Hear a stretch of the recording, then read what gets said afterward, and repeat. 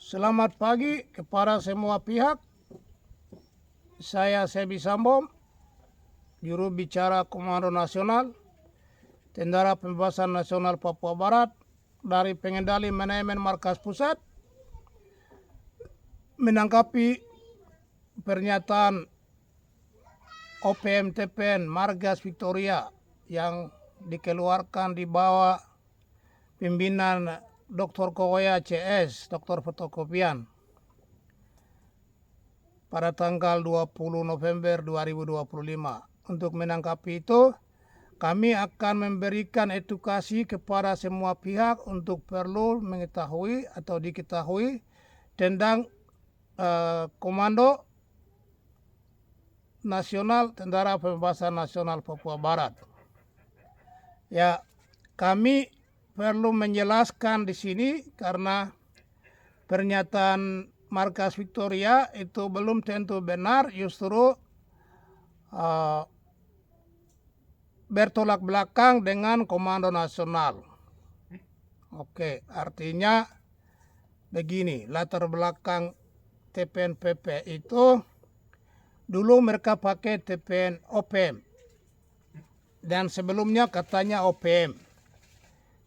Oke, jadi TPN OPM ini dulu tidak bersatu, banyak panglima. Misalnya Richard Joweni menggelar panglima tinggi, Matias Wenda menggelar, almarhum Matias Wenda menggelar, semua almarhum menggelar panglima tinggi.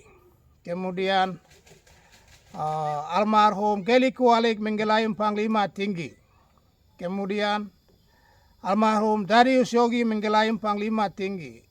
Kemudian almarhum Jenderal Bernard Mawen menggelar panglima tinggi.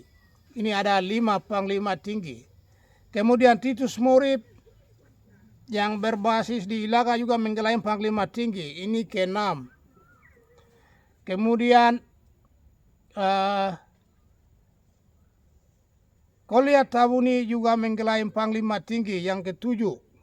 Ya, 7 panglima tinggi. Jadi TPN sebenarnya waktu itu memiliki 9 kodab menurut deklarasi 1 Juli 1971. Ya, reformasi itu. Kemudian para generasi muda penerus perjuangan bangsa Papua, mereka melihat bahwa wah, ini bagaimana ada 7 panglima. Komando jalan sendiri-sendiri, tidak punya kekuatan. Bagaimana mengatur taktik strategis untuk menggiring musuh ke meja perundingan, juga mengusir penjaya. Itu sama sekali lelucon. Dengan dasar itu, maka para generasi muda berkehendak untuk melakukan konsolidasi, yaitu kami sudah bekerja dari tahun 2006, tapi teman-teman lain bergabung 2008. Jadi konsolidasi untuk bagaimana TPN harus satu komando itu mulai dari 2010. Ya, 2010. 2010, 2011, 2 tahun konsolidasi. 2 tahun konsolidasi itu tim sudah pergi ke Markas Victoria di Bewani, Papua Nugini, semuanya jalan. Konsolidasi jalan, jadi yang sudah pertama, rekomendasi pertama yang dikeluarkan untuk menyetujui bahwa KTT harus jalan, KTT TPN OPM. Itu Markas Victoria ditandatangani oleh almarhum Dani Kogoya. Itu rekomendasi pertama. Semua dikasih rekomendasi dari semua pertahanan. Jadi yang tidak kasih rekomendasi hanya ada 2, Brigadier Jenderal Richard Joweni, kemudian Jenderal Matias Wenda yang tidak kasih rekomendasi, beralasan bahwa Matias Wenda dalam delegasinya dipimpin oleh saudara Simpson Yikwa. Mereka datang di Perak KTT 5.000 pada 2012, mengatakan bahwa mereka sudah punya organisasi sendiri, yaitu Tentara TRWP, Tentara Revolusi West Papua. Oleh karena itu kami tidak akan bergabung, kami punya struktur komando, kalau ada yang mau gabung silakan. Itu mereka sampaikan resmi dalam pra-KTT. Dan juga Irisarjo ini diwakilkan oleh saudara Yona Wenda almarhum, datang bicara dalam pra-KTT TPNPP, TPNOPM di Maribu, di Tanah Tabi, dan melaporkan bahwa Irisarjo ini sudah dipilih menjadi ketua WPNCL, maka dia tidak akan ikut serta dalam bursa pencalonan atau tidak akan ikut KTT TPNOPM di Biak.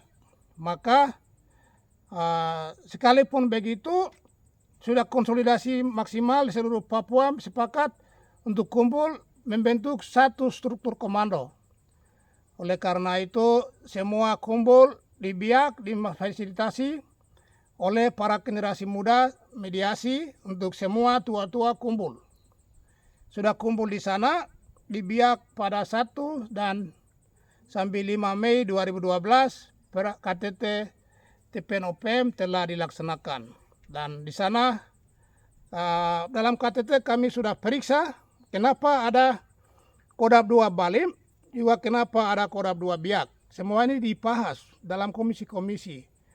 Lalu Kodab 2 Balim mereka mengatakan bahwa mereka berdasarkan di bawah Konstitusi 1 Juli 1951 dari Markas Victoria, mandat strukturnya. Kemudian kami tanya kenapa Kodab 2 Biak, mereka bilang 1965 kami serang Markas Victoria, Markas Tentara Indonesia di Arfai di Manokwari 65. Setelah itu mereka dikejar lari ke Biak bikin markas bertahan di situ sampai hari ini. Mereka sudah tua-tua, hampir banyakan. Nah itu kelemahan orang-orang di Pulau Biak itu, generasi muda hanya pikir kesenangan duniawi, tidak melanjutkan perjuangan orang tua-tua itu. Mereka bertahan di sana. Ya, berdasarkan latar belakang ini maka KTT pada hari kedua Markas Victoria mengatakan mereka mengundurkan diri dari KTT TPNOPM karena tahun 2011 mereka sudah bikin kongres OPM dan mengangkat Dani Kokoya sebagai panglima. Itu pengalaman.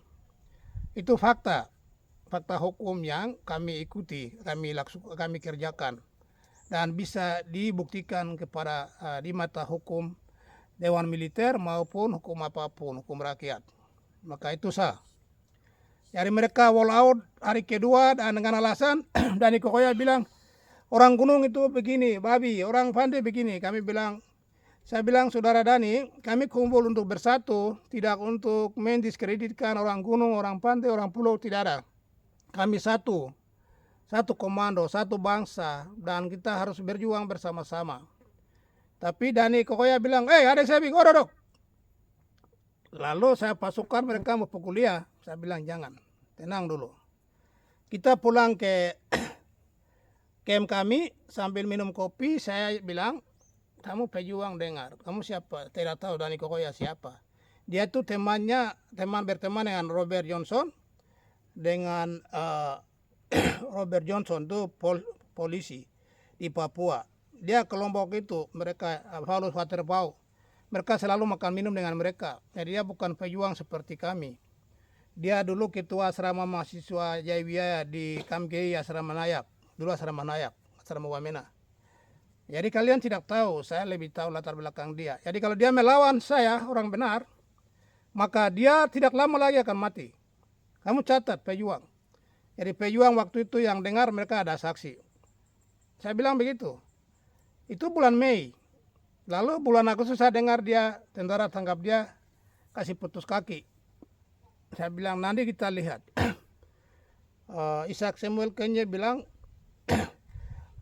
hanya orang-orang jujur akan melihat dari satu tanda heran ke tanda heran yang lain di atas tanah Papua.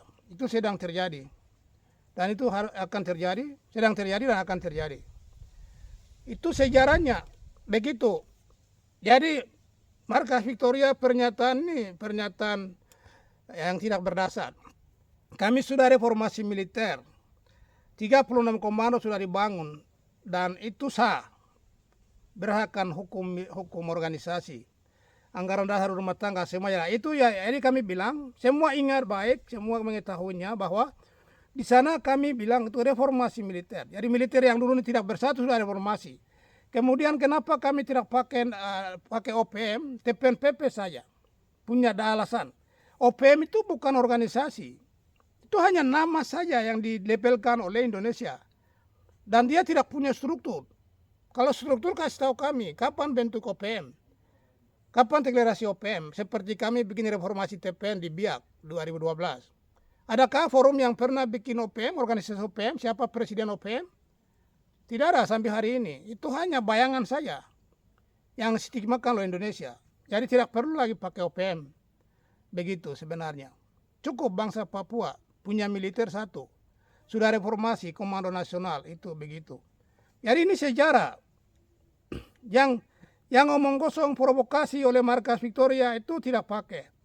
Karena sekitar 2020 Jeffrey Pakawak dengan kelompoknya mengklaim bikin komando sampai 18 Kodam di bawah Markas Victoria. Mana lapangan perangmu? Ini kan lucu. Mana salah satu Markas Victoria mau bertahan untuk lawan musuh? Sampai hari ini juga Anda punya senjata banyak, kami tahu. Tapi Anda tidak pernah perang. Itu. Kemudian dia bilang kematian semua itu saya tanggung jawab. Ini revolusi. Tidak ada hukum revolusi seperti itu. Semua ini kami ada panggilan Tuhan. Hati nurani untuk berjuang bersama. Tidak ada orang memaksa. Dan saya juga tidak pernah pergi hasil Koliar mereka di Tinggi Nambur. Justru Bapak Koliar sendiri yang bilang, anak itu bawa ke sini saya mau periksa.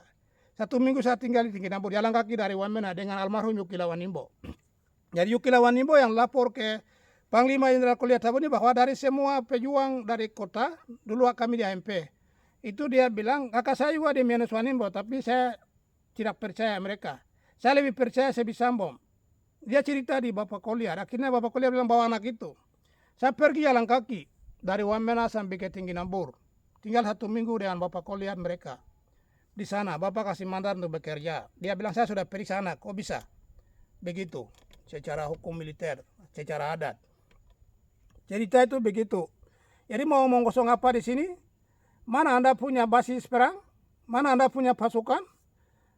Bertahan di Markas Victoria sampai tua baru mati? Atau berjuang untuk Papua merdeka? Hanya cerita omong kosong di situ? Hasut menghasut di situ? Stop. Kami bilang stop.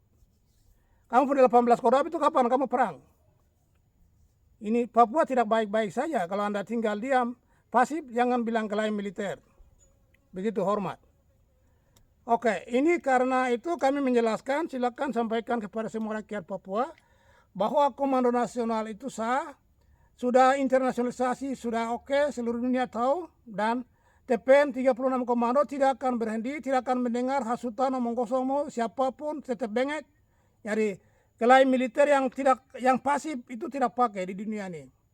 Kalau militer berarti harus punya harus gelisah, tidak tinggal tenang, rakyat tidak baik-baik, negeri kami diambil alih. Masa kau tinggal bertahan klaim OP, Markas Victoria, OP mati di dunia kiamat, tua mati, konyol, itu namanya konyol. Kami tidak akan dengar omong kosong Anda. Kecuali Anda buktikan di lapangan boleh. Mana? Tidak ada pembuktiannya. Jadi 18 Kodam Markas Victoria itu mana? Di mana? Kapan perang? Jangan omong kosong hasut rakyat, hasut pejuang. Ini kami tegas. Semuanya akan diseleksi. Siapa yang benar akan melihat dari satu tanda heran ke tanda heran lain di atas tanah Papua. Siapa yang tidak benar lewat. Ingat baik, lewat. Itu. Di 2016 di Vanuatu, saya bilang begini, dengar ya, semua orang tahu, tanya itu. Papa Edi Sawaromi, pemimpin sidang, dan Buktar Tabuni, semua yang ke sana di Vanuatu, tanya mereka. Saya bilang, ya, saya jelaskan tentang itu. Jadi, saya bilang kami pernah ketemu Bapak Edi Sadio ini di Pantai Timur. Yang terima kami Yona Wenda dengan Obed Sumulena. Ini ada ini, saya bilang. Lalu Obed Sumulena bilang, wah, siapa Obed Sumulena? Ada di belakang kah? Hah? Saya bukan Obed Sumulena, mungkin Obed Sumulena yang lain. Saya bilang dalam hati, wah bagaimana? Ini saksi, ada Buktar Tabuni. ada Sebi Sambo, ada Majen Terianus Sato. Kami ada saksi 3 orang dalam forum itu. Termasuk dia saksi, Yona Wenda saksi. Yang kami ketemu di sana untuk konsolidasi itu, persatuan militer. Tapi dia bilang begitu. Wah, saya bilang oke. Saya hanya dalam hati, oh ini bagaimana kok bisa terang-terangan menyangkal. Berarti umurmu pendek. Saya dalam hati, kamu pulang, kamu lewat. Kau dengan Jena pulang lewat. Karena alam ini sedang seleksi. Siapa orang-orang benar yang bawa Papua merdeka. Orang-orang tidak benar lewat. Ingat itu. Jadi ini terjadi. Fakta ini terjadi. Jangan main-main. Begitu. Oke. Sudah dengar semua? Perjuangan ini tidak main-main. Hanya orang yang punya hati, orang yang setia yang Tuhan pilih mereka untuk bawa bangsa Papua keluar dari penjajahan Indonesia. Dan kami siap, sangat siap untuk itu. Demikian. Terima kasih atas kerjasama dan perhatian Anda. Wah, wah, wah.